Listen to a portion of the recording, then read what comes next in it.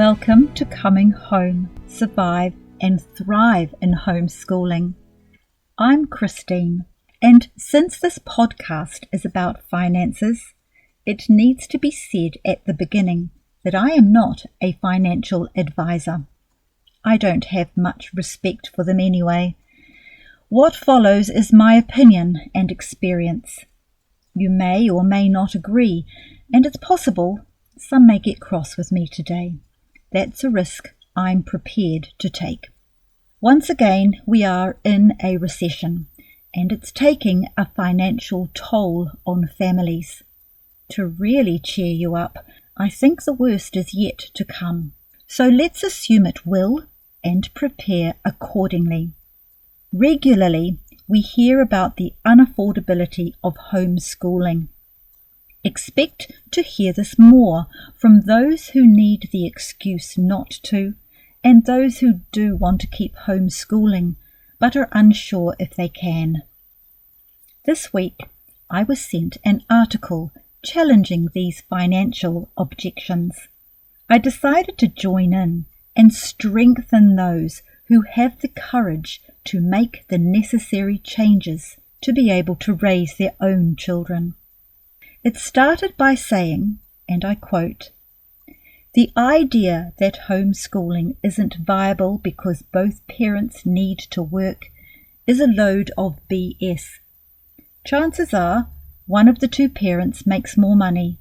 The one who makes less money, usually the woman, should stay home." Unquote. Perhaps part-time work for the wife can be managed if necessary. Homemaking and homeschooling are work enough, but many can and do. However, it can raise stress levels and distract you from homeschooling. Consider seeking part-time work after you've put the following into action. Your part-time work should always be measured against the effect it has on your homeschooling. That is your plumb line. This is one of my regrets. Go back and listen to podcast number 59 if you need to reset your attitude on careers. If you can't afford to homeschool, there are two things that need to happen. 1. Increase income. How can the main income be increased? 2. Decrease spending. If the former is not possible, it leaves no choice but to act on the second. As a quick but temporary measure, sell what you don't need, but change the way you think about and how you relate to money. You'll sell what is superfluous, but if you don't change your spending habits soon, you'll be back to where you started. Keep looking at your budget to see what is possible to tweak. You may have to make sudden and serious changes depending on your circumstances. Where possible, choose one thing or maybe a couple. Make the changes normal and then choose some more changes.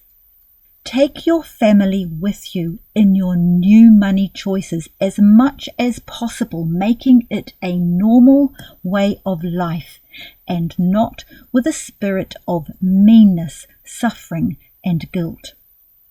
There are times to put frugality to one side and celebrate. There is a time for every purpose under heaven. Time for a serious look at where our money goes. Number 1, car. If you have a big car loan, sell the car and buy a cheaper one with no loan. Owning a car with no debt is a huge stress reliever. Car or auto debt is one of the biggest personal debts in the US and here in New Zealand too. You do not need to be in debt to own a car. The car ads are lying to you. and so are the car yards or banks willing to put you into debt to buy it. You do not need a new or flash car, and that probably goes for any work vehicle you need. Currently, we drive a 20-year-old fun cargo, and it serves our needs. The aircon stopped working over a year ago, and we thought we'd get it fixed for this summer. However, it wasn't the gas that needed replacing, but the whole unit, for $3,000. We are now looking out for a suitable replacement and using old school ventilation in the meantime, which was all we knew growing up. When the children were younger and all 5 were still at home, we had a 9-seat van. It sure wasn't flash, but it got us where we needed to go. I'm quoting the article again because he says it well. I am not concerned with status BS about having a newer or fancier car because saving my kids from being brainwashed is more important to me. End quote. I know that's hard when your car is the worst one in the car park. So if you feel the pressure alongside nice cars at church or the shops, keep that quote in mind. 2. Let's talk about your house. If it's honestly a choice between homeschooling and your house, sell and buy a smaller one or in a different suburb. My husband and I both grew up in small houses where siblings shared bedrooms. It was normal. You do not need separate bedrooms for your children. You do not need more than one lounge or a TV room. And how many bathrooms are really necessary? 3. Stop eating out regularly and buying snacks and takeaways. These cost eye-watering amounts of money. Pulling back on these could save you hundreds of dollars a month. Takeaways or the humble fish and chips used to be budget-friendly and a regular feature. Buy whole ingredients and cook at home. Stop buying prepared meals. Make eating out, snacks and takeaways for special occasions only. You'll all be healthier as a result. Look at the ingredients. Why do shop biscuits and cakes stay fresh for so long? And why are the crackers crisp months or even years after you bought them? Why do homemade equivalents go stale quickly? Ingredients, that's why, and they're not in there for your nutrition and health. They're there to make the company money. Learn how to cook and teach your children too. Number 4, entertainment. I'm going to quote the anonymous writer again because he made me laugh with this bit. Quote, "What about dumb entertainment stuff? Do you have 10 different subscriptions for soy bug, brain rot streaming services? Cancel them. That's another $100 a month right there. And forget about cable. You can get an internet connection for $50 a month and get whatever entertainment you want for free using that. Because homeschool is practically free.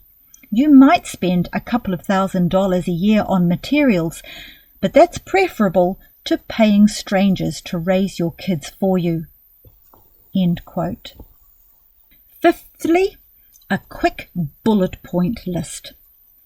Look at your children's activities, music, sport, arts, dance. How many do they need?